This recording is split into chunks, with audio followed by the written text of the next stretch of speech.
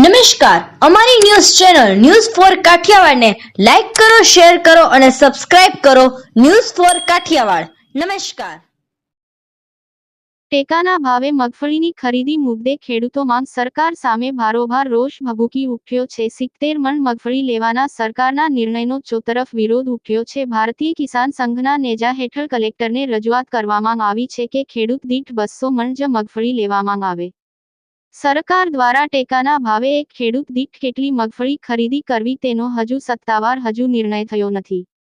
પરંતુ જે ખેડૂતોનું રજીસ્ટ્રેશન થયું છે અને ઉત્પાદન મુજબ કેન્દ્ર સરકારે જે જાહેરાત કરી છે તે મુજબ એક ખેડૂત દીઠ 70 મણ જ મગફળી લેવામાં આવશે તેવી વાતના કારણે મગફળીનું ઉત્પાદન કરતા ખેડૂતોમાં ભારોભાર રોષ ભભૂકી ઉઠ્યો છે. આજે જૂનાગઢ જિલ્લા કિસાન સંઘ દ્વારા સમગ્ર મુદ્દે કેન્દ્રના કૃષિ મંત્રીને જૂનાગઢ કલેક્ટર મારફત આવેદનપત્ર પાઠવી રજૂઆત કરવામાં આવી છે કે ગત વર્ષે જેટલું ઉત્પાદન થયું હતું તેના કરતાં આ વખતે વધુ ઉત્પાદન થાય તેમ છે અને ગત વર્ષે કરતાં આ વખતે એમએસપીના ભાવ પણ વધુ હોવાના કારણે ગત વર્ષની સરખામણીએ ટેકાના ભાવે મગફળી વેચવા માટે ડબલ ખેડૂતોએ રજીસ્ટ્રેશન કરાવ્યું છે. ગત વર્ષે એક ખેડૂત દીઠ 200 મણ મગફળી લેવામાં આવી હતી તેવી જ રીતે આ વખતે વધુ લેવામાં ન આવે તો કંઈ નહીં, પરંતુ 200 મણ મગફળી ખેડૂત દીઠ લેવી જોઈએ. હાલમાં બજાર ભાવ ખૂબ નીચા છે તેવા સમયે જો સરકાર ખેડૂતોની 200 મણ મગફળી નહીં લે તો કિસાન સંઘ દ્વારા આંદોલન કરવામાં આવશે તેવી ચીમકી ઉચ્ચારવામાં આવી છે.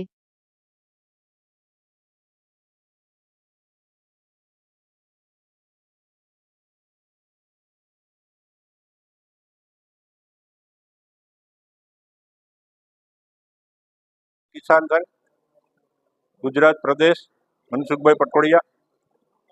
આજે મગફળીના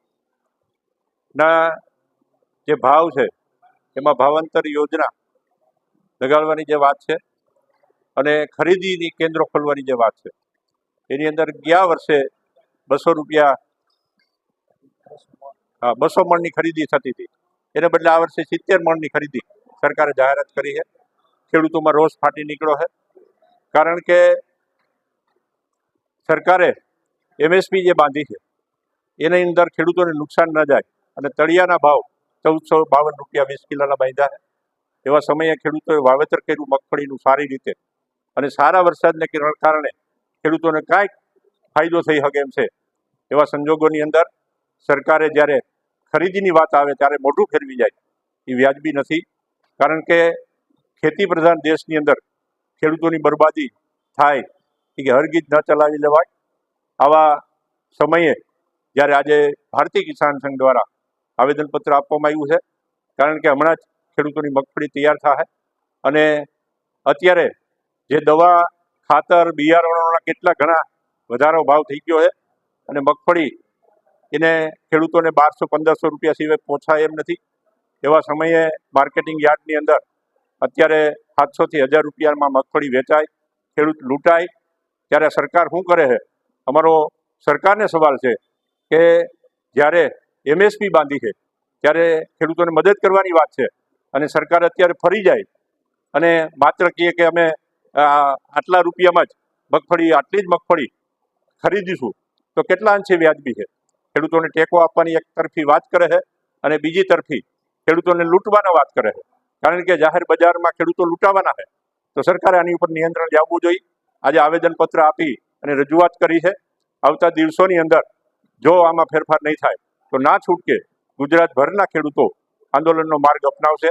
એટલે સરકારને અમારી ચેતવણી છે કે તાત્કાલિક અસરથી 200 મણની ખરીદી ખેડૂત દીઠ થાય અને જેટલા રજીસ્ટ્રેશન કરાવેલા છે ખેડૂતોને માનો નહીં કે સરકાર પહોંચી શકે એમ નથી માનો.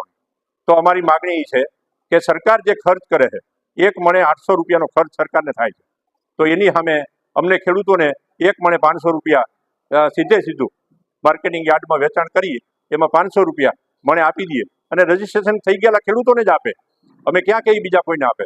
એટલે સરકારે મદદ કરવી હોય ખેડૂતોને તો આ રીતે કરે, નકર અમે ભારતીય કિસાન સંઘ આ ખરીદીનો અને આ ભાવનો આટલે 70% મણ ખરીદીનો સખત શબ્દોમાં વિરોધ કરીએ છીએ. ભારતીય કિસાન સંઘ જૂનાગઢ જિલ્લા પ્રમુખ. આજ રોજ કલેક્ટરશ્રી મારફતે કેન્દ્રીય કૃષિ મંત્રીને આવેદનપત્ર પાઠવવામાં આવ્યું છે, જેની અંદર અમે તો અમારી માંગ સાથે આજે કલેક્ટરને આવેદનપત્ર પાઠવ્યું છે કે જે સરકારે 70 મણ મગફળી ખરીદીનો નિર્ણય કરેલો છે, તો આ બાબતથી અમારો સખત વિરોધ છે. ગયા વર્ષે 4.5 લાખ ખેડૂતોએ ઓનલાઈન કરેલું હતું અને 12,61,000 ટન મગફળીની સરકારે ખરીદી કરેલી હતી. આ વર્ષે સરકારી ટેકાના ભાવ જોઈ અને ખેડૂતોએ મગફળીનું ખૂબ જ મોટા પ્રમાણમાં વાવેતર કરેલું છે અને આ વખતે ખરીદી માટે ઓનલાઈન 9 લાખ ખેડૂતોએ ઓનલાઈન કરેલી છે. તો સરકારે આ જે ઓનલાઈન જે ડબલ છે એની ગણતરીમાં ખેડૂત અને સરકારે જે 70 મણ ખરીદીની જે જાહેરાત કરેલી છે એ ખરેખર ગેરવ્યાજબી છે. જે ઓનલાઈન મુજબ ખરીદી ખરેખર ડબલ થવી જોઈએ એવી અમારી માંગ છે. જો આ અમારી માંગ પૂરી કરવામાં નહીં આવે તો અમે ગાંધી ચિંધ્યા માર્ગે આંદોલનના માર્ગે જશું.